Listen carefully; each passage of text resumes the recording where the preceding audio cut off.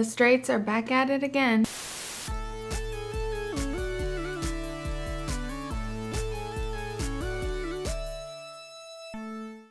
Welcome back to the Miscellaneous channel where we do miscellaneous things. I'm Zeleny. I typically cover TV, pop culture, internet trends, and other miscellaneous things on this channel, so subscribe if that's your vibe. Yes, the old tomato is back for a new tomato, and you know, I'm here to recap it and discuss it with y'all. Sadly, a lot of our predictions were right that the Queer Ultimatum was actually a spin-off and not officially season 2. Like, it just kind of feels like, let's put the gay people over there, and I don't necessarily like that strategy. And it also makes it more confusing because I was thinking of Queer Love as season 2, and now we have like an actual straight season 2 when it really should be season 3. Alas, Netflix is gonna Netflix and do whatever weird thing they want. So coming off a Queer Love season so soon, I am not that enthused by this season. I'm also dealing with some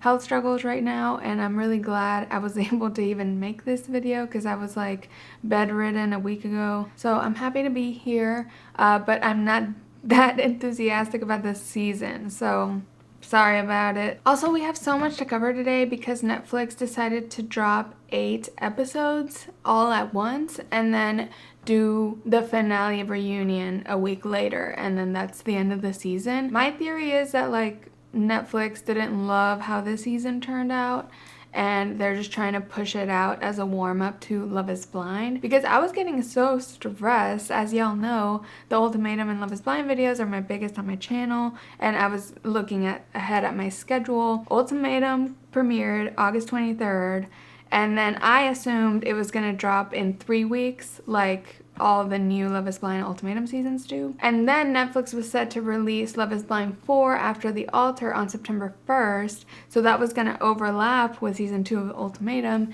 And then at the end of September, we have Love is Blind season 5 coming out. So I was like, oh my god, there's gonna be a lot of overlapping here. Once August 23rd rolled around, I saw Ultimatum season 2 was mostly out.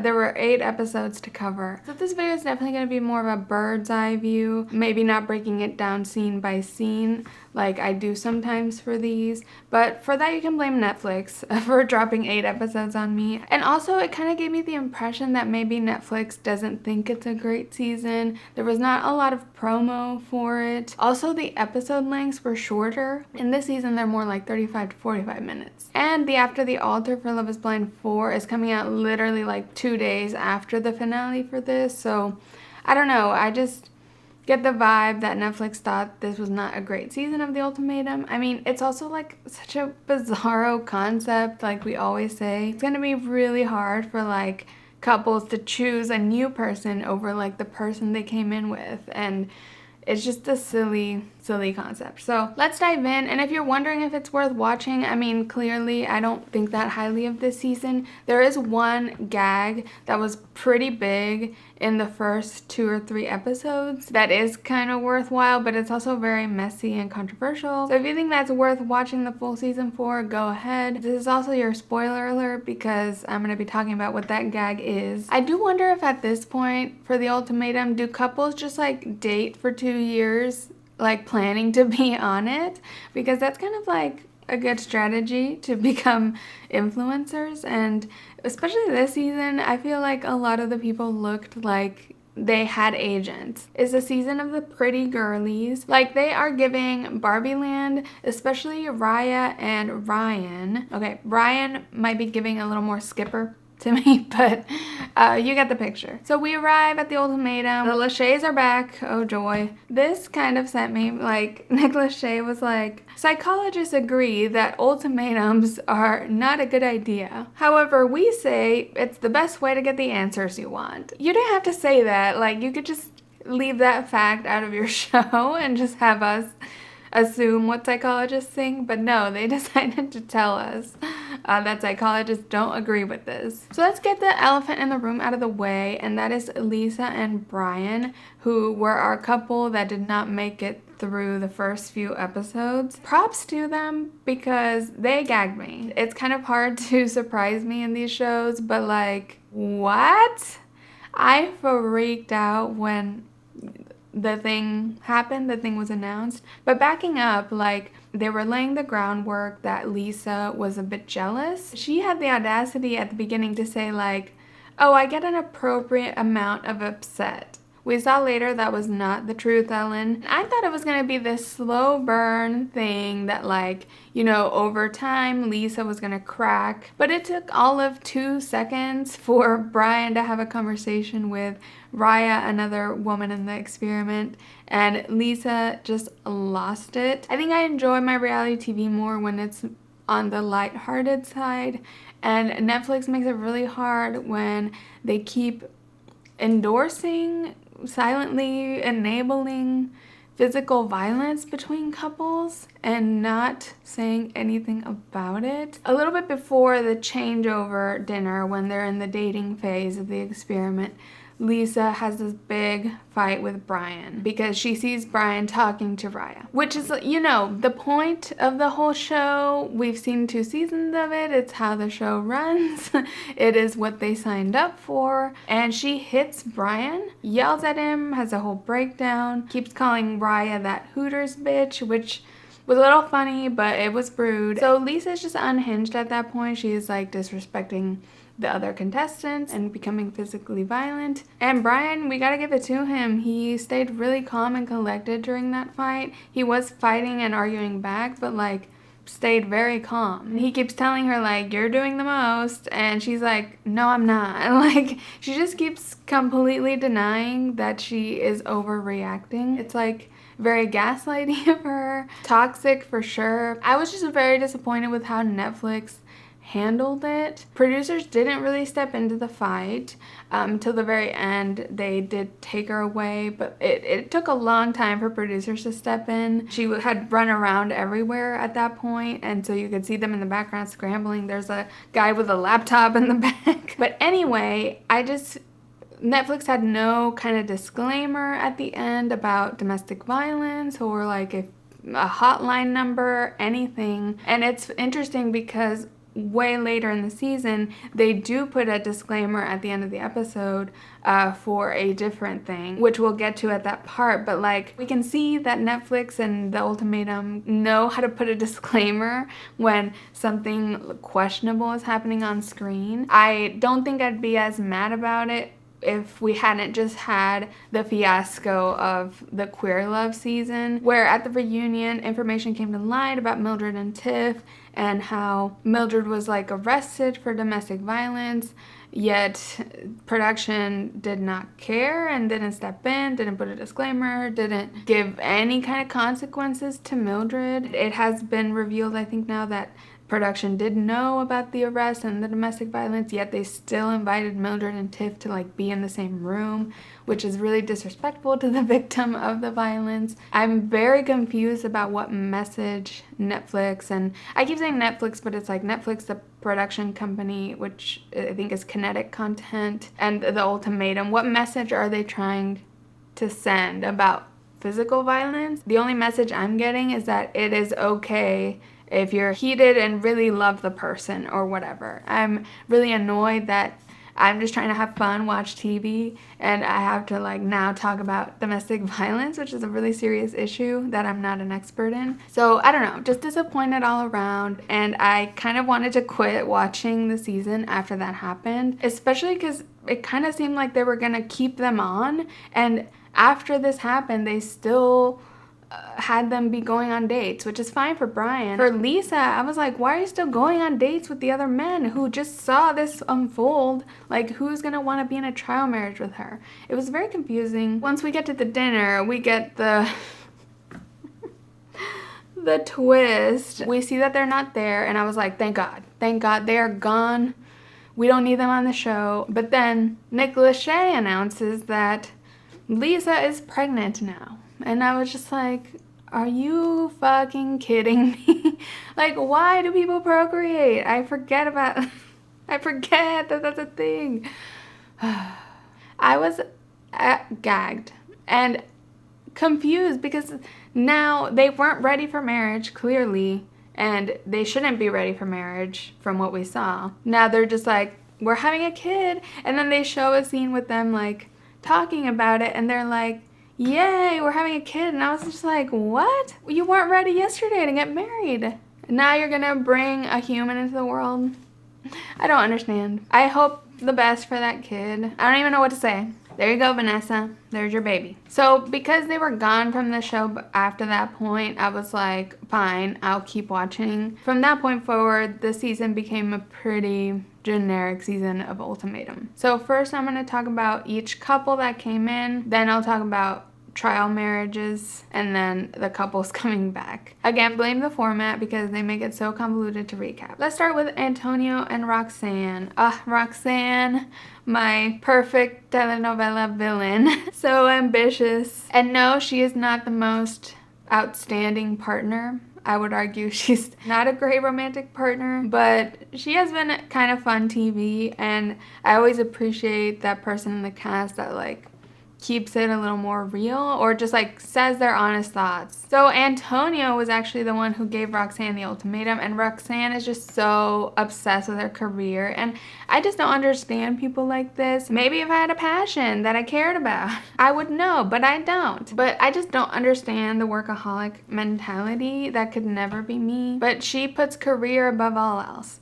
And I don't know why Antonio wants to marry someone that wants to put career above all else. I think in reality you gotta balance everything and give equal parts of yourself to the parts of your life that you care about. He is ready to get married, though he is kind of the more slacker one in the relationship. He seems to have struggled with employment, kind of the stoner lifestyle, gaming a lot. It's not clear what he does for work, and it seems like she's just the one that works. And in a marriage, she just kind of wants someone to like support her and get her pizza while she works. They just seem really mismatched, and I don't understand why they're together at all. Then we had Kat and Alex, who when they first showed them together, they felt like androids. And I say that as someone who is pretty robotic myself. So from one robotic person to another, Kat and Alex were very just like, let's get married, let's not get married.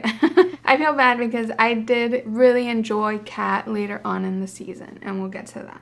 And Kat is the one who issued the ultimatum. Alex literally just says they've been too busy to get engaged. They're pretty bland as a couple. Like, I feel like they don't have any really distinguishable traits to me. They're adventurous. I guess that was their thing. They're travelers, adventurers, kind of a little bit granola maybe. They just kind of seem like they didn't have much chemistry, but I feel like as the season went on, I think that's just how they are. And like, I get that I don't express myself in a traditional way myself. So like, I sort of get it. Next we had Ryann and James, and Ryann issued the ultimatum. This couple is the high school sweethearts couple, which we haven't had before. They've been together since they were 16, which I'm just like, just break up already. Like, just break up. Break up. If you are so not on the same page. They've been together for 7 whole years, and it's like, what are we doing here? Just either propose and get married like every other high school sweetheart, or go on the ultimatum, I guess. She's never dated anyone else either, and I'm just like, girly, I'm not one to talk that much, but like, I was so excited for her to like see the world a little bit. They just feel like very all-American Southern. She has a thick Southern accent. James just doesn't want to propose, question mark. I don't know. They've like never lived together. They've never been unsupervised together, which I was gonna be, maybe they're really Christian. I think I did see her wear a cross necklace at one point. Maybe they're really Christian and don't believe. No, but 7 years, they believe in something. They allow exceptions. I don't know. And then lastly, we have Riah and Trey. And Riah's gorgeous. Like, she looks like an actual life-size Barbie. This couple gave me the most like industry plant vibes, if you catch my drift. They've only been together for 2 years. He issued the ultimatum. They don't really agree on kids. They don't agree on which city to live in. All she wants, like, to get married is like a husband that does like grand TikTok gestures, like roses everywhere, make a TikTok out of it kind of thing, like a date that looks good on TikTok. Like, it's a lot about the TikTok. And he said he tried to do a date like that, and then she was like, it's not like the TikToks. And I'm just like, what? Like, I don't know. I felt like they were maybe on the show to get famous. Also, like, she wants to move to Atlanta at some point, and, like, she doesn't know what she wants to do career-wise. And I'm just like, that sounds like someone who's ready to start influencing and is just, like, on the vehicle to get there. I do really like Riah and Trey. I think they're both charismatic and great on camera. I mean, Trey's over here looking like he's gonna go meet the parents who would have voted for Obama a third time. I mean, I think he was giving a little Daniel Kaluuya, especially with the big eyes. Riah and Trey are both gorgeous. They have Riz, as the children say. I just feel like they're the one couple that I'm like, are you really here for anything? You're just here to get exposure. It's alright. It's alright. So is everybody, truly. Like, they literally talk about how she doesn't want kids and he does want kids, and he's like, I haven't gotten there yet. I'm just ready to get married. And it's like, what do you mean you haven't gotten there yet but want to get married? Like, if you're gonna be talking about marriage, you gotta be talking about kids. And they're just so far on not the same page. And it's so funny how so many of these conversations where they're talking to each other and they're just like, we just disagree fundamentally on this important thing. Oh well, let's see what you say at the end of this. You're so close. You're so close to getting there. It's like, then maybe we should break up is like the logical conclusion here. But no. What do you mean you haven't gotten that far yet on kids? Like, what are we doing here? The amount of times I'm like, what are we doing here when watching Ultimatums? I do think Briah's fears about having kids, she opens up that it is about, like, I think she had a miscarriage. I might be misremembering. But, like, there's a very real reason. It's very brave of her to say, like, I might not want kids. I don't know. I think Riah and Trey are influencers, and I feel like they dated for just 2 years for the goal of getting on the show. So let's go ahead and talk about the changeover, the swap. And this season was actually not great in many ways, but at least it's kind of the most satisfying configuration season. You got that going for you, Ultimatum Season 2. There were 4 couples left. It's like the swinger season. Like, instead of it being more of a mix-up between the couples, it was just like, whoop, 2 couples swapped with each other. Also, how they're satisfying is that they swapped and the people that wanted ultimatums ended up together and people that didn't want to get married ended up together. So these trial marriages are where, you know, the things start, the problems begin. I want to start with Ryann and Trey, who are actually probably the easiest trial marriage. They were just getting along the whole time. They were chilling. Ryann is really easygoing. They never fought. They got along great. And Trey actually ended up catching feelings, and he admits that on a boat date with her. They kept saying that they bond over having similar backgrounds, and they didn't quite delve into what those were that I remember. It was all very generic with them. There's one conversation where they say, oh, it's important to have similar qualities. And it's like, yeah, no shit. Like, what do you... It's a lot of word salad on these shows. Very groundbreaking conversations happening. All I could think of with Ryann was like, why is she the only one on the show that looks like she has like a blurring face filter on? I can see everyone else's pores except Ryan's. She needs to drop that foundation because like, that shit is smooth. Like like her face literally looks like a Barbie's head, like wax smooth. And I mean this as a compliment. Don't try to twist it. I love me a full beat. Trey really is like, oh, catching feelings. And again, it supports my theory that Trey wasn't that invested in him and Riah as a relationship. I mean, they do have their moments later on, but like Ryann was just being really sweet and nice and chill. But they were really cute together. I was like, yeah, why don't you get together? I'm fine with that. I don't like Ryann with James as much, for sure. Next trial marriage we have is Riah and James. So the partners of the previous couple, they had a bad time. They started off good, like hitting it off in the dating part, but eventually James got really closed off physically from Riah and was not down to touch her, hold hands, give hugs, anything like that. There's so much talk this season of like, oh, you won't hug me, you won't say I love you, and I'm just like, shut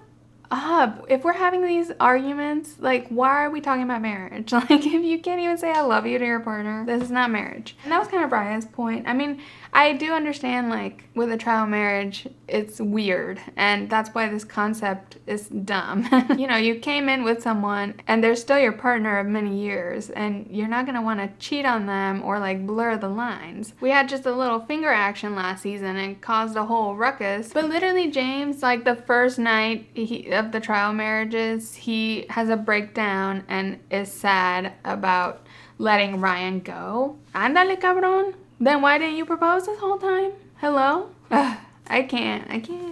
What is this show? The show's like losing brain cells. Also, James admits that he cheated on Ryann before, which I'm like, girl, Ryann, just get out of this. Like, she has so much to offer, and this guy won't even propose like she wants. Also, he was pretty quick to say he'd want to invite Ryan Reynolds to a threesome. James, it's okay to be curious. I mean, he gave an excuse as to why, but like, but we never know. We never know. Next trial marriage we have is Kat and Antonio, and this was one of the saddest ones. I feel like every Ultimatum season there's like the leftover couple that has no chemistry, but they were the leftovers. They're just kind of stuck with each other. I mean, they're very cordial and nice with each other. They don't have a lot of conflict, but he's on the blow-up mattress and she's in the bed when everyone else I think is at least sharing beds. I feel like a lot of Kat and Antonio's bonding was about being insecure about the swapped partners. They did have a kind of a lot in common because they were experiencing very similar feelings and in this weird situation that's pretty unique. This foursome of couples like went real south later on though. There's kind of a lot of talking back and forth, and in the Ultimatum there's always like talking going on, like people in trial marriages are talking to their old partners. They don't have their phones taken away or anything, so like it gets really messy. So Antonio starts getting really mad because he thinks Alex, who is dating his previous partner, is out to like break them up. There's one point where they have like the typical boys and girls hangout. That's where Alex confronts Antonio and they talk, and Antonio, oh my god, I was getting them so confused. So I'm so sorry if I slip up because Alex and Antonio, both A names, they both look a little bit similar. I'm like, I was struggling keeping this together, and they swapped partners, right? Alex tells Antonio that Roxanne doesn't respect him and that he is the whipping boy of Roxanne. Antonio has a really bad reaction, calls Alex a liar. That causes tension between Antonio and Kat after that point. Antonio is like mad at Alex, and Kat kind of has to defend Alex because Alex is her partner. Antonio calls Alex a shitbag, and Kat is like, don't call him a shitbag. Which, as much as like, I don't know, Alex is pretty douchey and we'll get to him. Kat defended her man, and I think that's honorable of her, and she spoke up. Also, Kat is in communication with Alex and his mom, actually, and his parents, which we had everyone meet people's parents, and it's the typical parents things, like nothing too revolutionary. Alex's mom told Kat that Roxanne doesn't respect Antonio. Basically, both Alex and Alex's mom are saying Antonio is not respected in his relationship and should probably get out of it. And Kat tells Antonio this, kind of trying to help, but Antonio's just like, well, Alex is a liar, his mom's a liar, like, fuck everybody. And this is where I really started enjoying Kat because she kept very level-headed during the tension, but also stood up for herself. She calmly told Antonio, like, Alex's mom has no reason to lie to you. I don't have any reason to lie to you. Y'all seem like you're projecting a lot of anger on us and a lot of your relationship issues onto us. This comment is causing such a big reaction, which I kind of agree that if that comment is causing this huge of a reaction, there's something there. There's something brewing. There's something underneath. It hit close to home. Kat articulated it pretty well. So finally, we have Roxanne and Alex, and we already talked a lot about them because they're so intertwined with the last couple. Roxanne and Alex were so weird because they were so all in at first. Roxanne was very flirty at first. She was excited.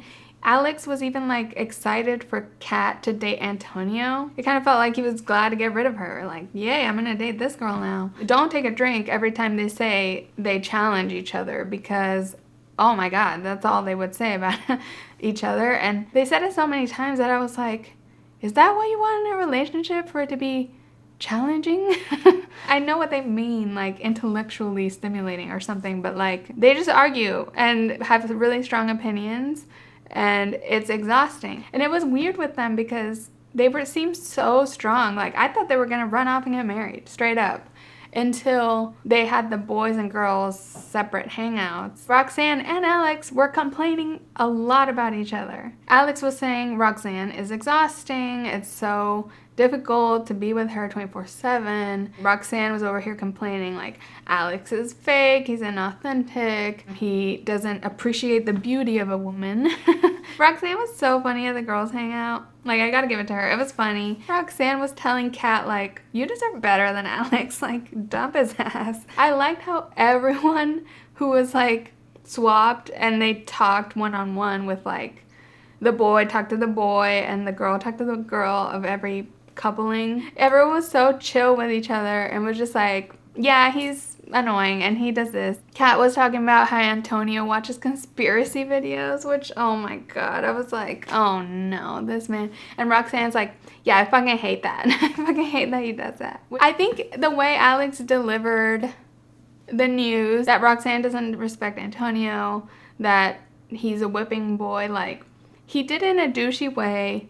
Alex, I don't like him, even though, like, he is right sometimes, you know? It's kind of hard to explain, but, like, his big flaw is that he can never admit he has any flaws or, like, have any self-awareness, and he doesn't show vulnerability. I definitely agree with those flaws. But also, I think it's pretty clear Roxanne does not respect Antonio that much. Like, she says he's never had a goal in his life. He has no ambition. Hates his conspiracy videos. Like, it sounds like she hates everything about him. And it's like, why are y'all together? Just break up. I don't know. It's just funny how, like, they turned so quick. And I was just like, wait, I thought you were ready to dump your exes for each other, and now you're shit-talking behind each other's backs. It's so funny. And they did end up having like a intense argument at one point that I found pretty fascinating, because both Roxanne and Alex were good arguers, and even though, like, I think Alex was more right, Roxanne overreacted because I think it hit a nerve. That is maybe a little bit true, and the argument was, you know, messy. I thought it was like interesting to watch and made good TV. Something I did appreciate about Roxanne is that the next day she apologized, and it showed a lot of self-awareness, and Alex did not apologize. Maybe Alex did have the more accurate side of the argument, but like, he still could have apologized for delivering like he's a whipping boy. Like, of course Roxanne would have never said that verbatim. Alex filled in the rest. He just doubles down, basically is like, it's my opinion. But him and Kat are so logical seeming and like not so emotional that it kind of makes sense that he comes in more logic focused, and even if it's true, doesn't care whose emotions he hurts with that truth.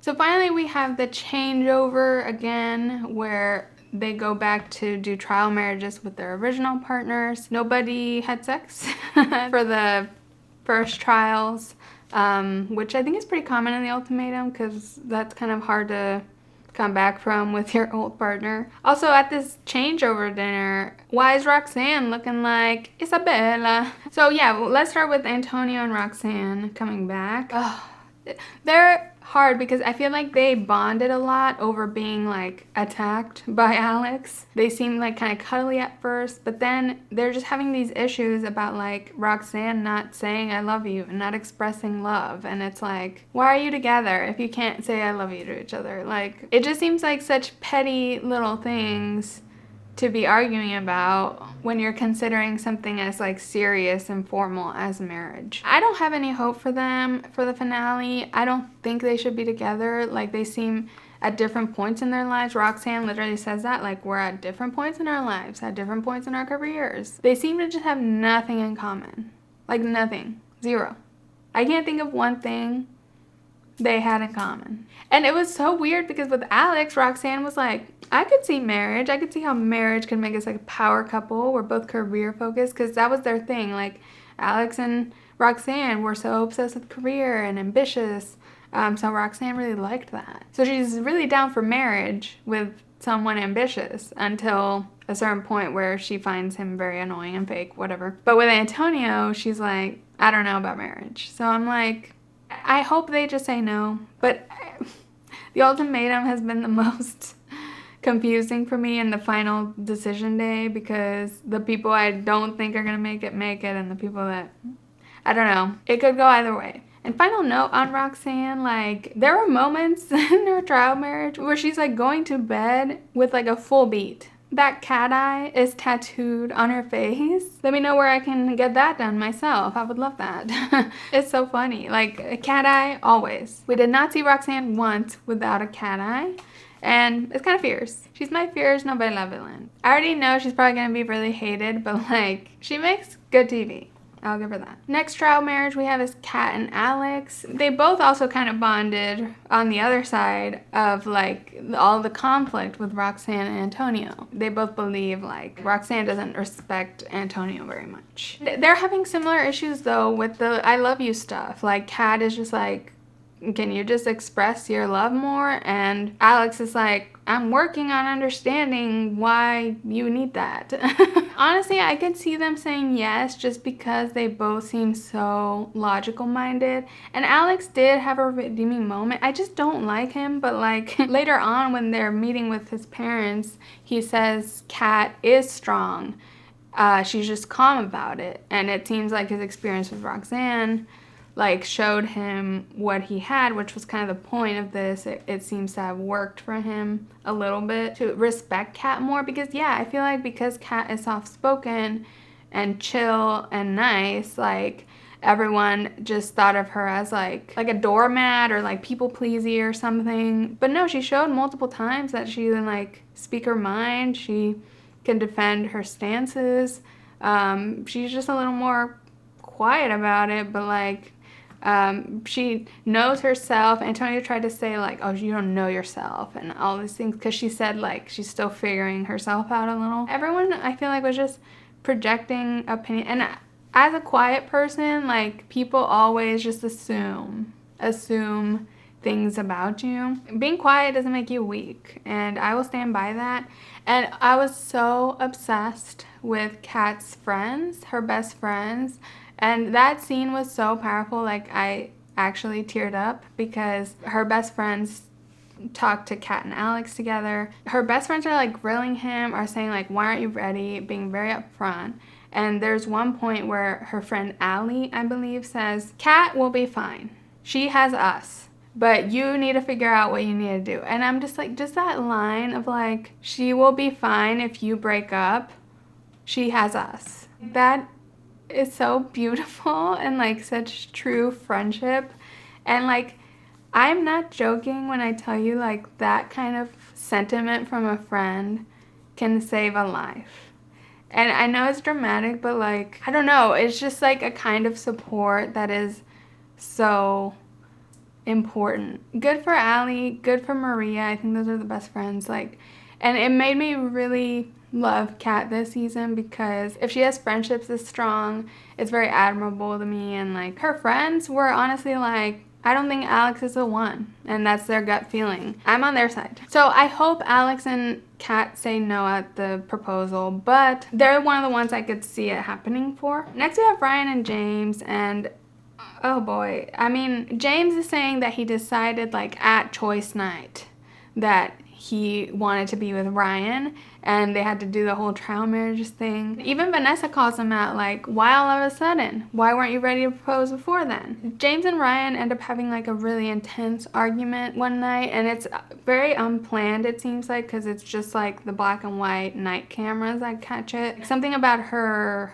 nails tapping like triggers his trauma, and that was the storyline with them, that like James had never revealed his true trauma to Ryann. He does finally open up about it.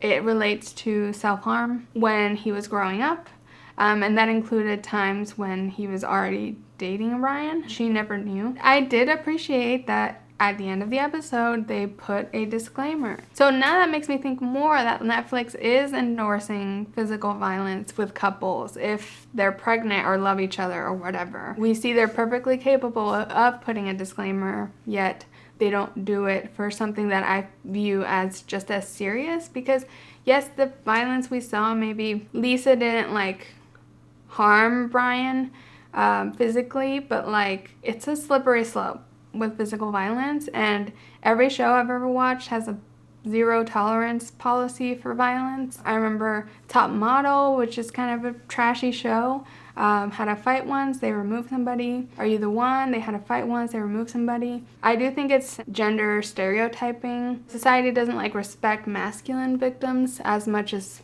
feminine victims, and I think that's why the disclaimer didn't happen. This enabling of it is happening. I do think if the roles were reversed and a masculine person made any physical contact with a feminine person, Netflix would have removed that person and they would have been canceled, vilified, arrested, whatever, and not just like celebrated afterwards. Like, you're still part of the show, which they've done already twice. Ugh. Sorry. We're supposed to be on Ryann and James, but it still makes me really mad, obviously. We see James's mom later on with Ryann and James, and she's literally like the stereotypical woman truck driver you would imagine in your head when someone said woman truck driver character. James seemed to have like a really troubled childhood, but I appreciated her authenticity. She understood the ultimatum and endorsed it on Ryan's end. She's like, Ryann can find a swinging dick somewhere else. So Ryann and James are the ones most likely I could see saying yes at the proposal, just because their relationship has been so long. High school sweethearts, it's hard to pull them apart after a certain point. James finally has a breakthrough and says, let's move in together. And Ryan's like, actually, I'm worried you're just gonna procrastinate the wedding, so maybe not. Good for her. Like, yeah, I could see James very much using the moving in as a procrastination tool. And Ryan's like, I want the wedding in a year. Take it or leave it.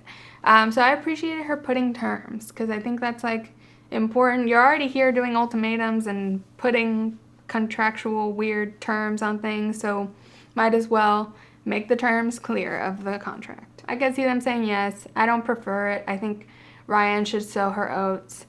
She seemed happy to be dating and like came out of the dating Trey much more like confident in herself, but she always kept it cool, kept it chill. And our final coupling is Riah and Trey, which we were just talking about Trey. They're having a really hard time because Trey keeps it honest, which good for him, that he caught feelings for Ryann. Riah can't really find a way to move past that, which is also understandable. Again, I feel like this couple has only been together 2 years. Like, they don't lose that much investment for breaking up at this point. Also, like, their big disagreement is like they disagree on what city to live in.